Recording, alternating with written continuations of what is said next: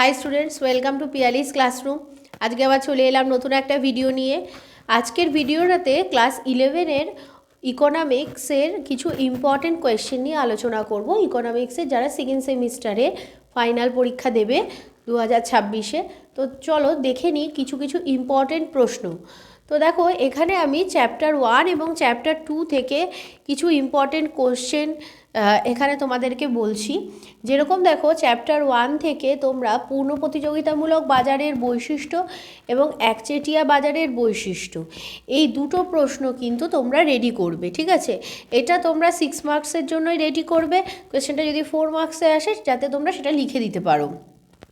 এই কোয়েশ্চেনগুলো যেগুলো দিয়েছি, এগুলো কিন্তু 4 অ্যান্ড 6 দুটো মার্কসের জন্যই কিন্তু এগুলো ইম্পর্টেন্ট কোয়েশ্চেন, ঠিক আছে? তো এর পরবর্তী দেখো কি দিয়েছি, একচেটিয়া বাজারের বৈশিষ্ট্য।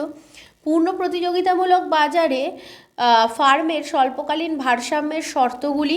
যদি কোয়েশ্চেনটা 4 মার্কসে আসে তাহলে শুধু শর্ত অবধিই দেবে, যদি 6 মার্কসে আসে তাহলে শর্তগুলোও লিখতে দেবে এবং ভারসাম্যের অবস্থাটি দেখাও। যদি 6 মার্কসে আসে তাহলে এটার সাথে এটাও কিন্তু ইনক্লুডেড থাকবে। তারপরে দেখো, নেক্সট কোশ্চেন হলো কিভাবে ফার্মের স্বল্পকালীন যোগান রেখা পাওয়া যায় তা ব্যাখ্যা করো। যেটা আমরা জানি যে ফার্মের যোগান রেখা পাই আমরা এমসি রেখা দ্বারা। তাহলে এখানে এমসি রেখাটা এঁকে দেখাতে হবে যে এমসি রেখার কততম বিন্দু অবধি আমরা যোগান রেখাকে আইডেন্টিফাই করতে পারছি। নেক্সট কি আছে, স্বল্পকালে কোনো ফার্মের যদি লোকসান হয় তাহলে কি ফার্ম উৎপাদন চালাবে? যুক্তিসহ ব্যাখ্যা করো। এই প্রশ্নটা, এটা তো পড়ছই, এই প্রশ্নটার মধ্যেই কিন্তু মানে একই সেম ডায়াগ্রামের মধ্যেই এই প্রশ্নগুলো কিন্তু হয়ে যাবে। এগুলো 4 মার্কসের জন্য। 4 মার্কসের জন্য এই কোশ্চেনটার আনসারের মধ্যেই এগুলো রয়েছে। একটু গুছিয়ে লিখতে হবে যে উৎপাদন বন্ধের বিন্দু কাকে বলে, না লাভ না ক্ষতির বিন্দু কোনটি। তো এই আনসারের যে ডায়াগ্রামটা পড়বে সেটা দিয়ে কিন্তু এটা পড়া হয়ে যাবে।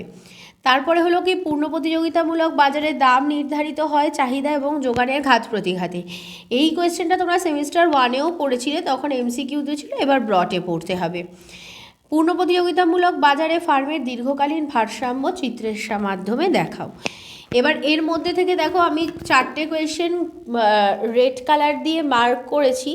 এই 4টে কোয়েশ্চেন কিন্তু খুবই ইম্পর্টেন্ট, ঠিক আছে? এই 4টে কোয়েশ্চেন কিন্তু একদমই বাদ দিলে চলবে না, বাট বাকি প্রশ্নগুলোও কিন্তু পড়তে হবে। এবার একটা বিষয় তোমাদেরকে বলে রাখার, যেটা হলো দেখো, যেহেতু 11-এর এক্সামটা স্কুল প্রশ্ন করে, তো সেক্ষেত্রে কিন্তু অনেক সময় হতে পারে যে প্রশ্ন হয়তো এর বাইরেও কিছু দিয়ে দিতে পারে, কিন্তু আমার নিজস্ব অভিজ্ঞতা দিয়ে এই চ্যাপ্টারগুলো থেকে এই প্রশ্নগুলো পড়তেই হবে। সেই অনুসারে আমি কিছু ইম্পর্টেন্ট কোয়েশ্চেন খুঁজে তোমাদেরকে গাইড করে দিলাম যে এই প্রশ্নগুলো কিন্তু তোমাদের বাদ দিলে চলবেই না।